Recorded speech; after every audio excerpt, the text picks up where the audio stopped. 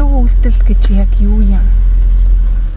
Зөв үйлдэл ер нь хийх хэрэг байна уу? Хүн ер нь зөв байх ямар хэрэгтэй юм бэ гэсэн асуулт урган гарч ирж ирсэн.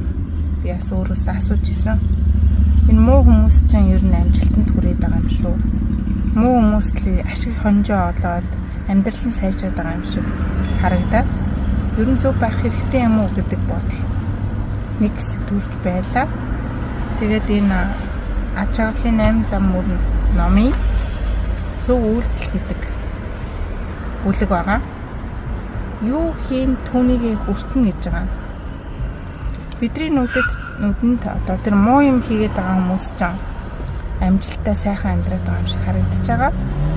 Гэвч тэд тодорхой хэмжээнд үүлийнхаа үрийг хүртэж амьдарч байгаа. Бидэрт хэлэхгүй л байгаа. Тэгээ тэрнийхээ учрыг ойлгохгүй.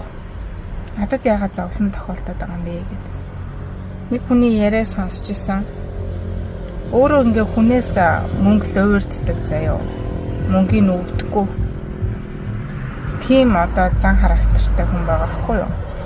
Тэгсээр нэ хүмүүс одоо ингээд надад цалин өгөхгүй байна.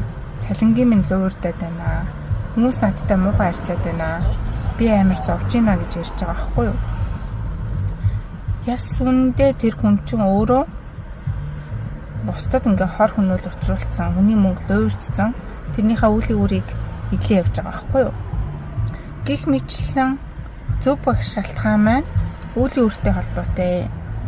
Тэгэхээр яалтчгүй бид нар амьдралаа сайхан болгоё, гоё болгоё гэж бодож байгаа бол зөв амьдрах хэрэгтэй л болж таарч байгаа.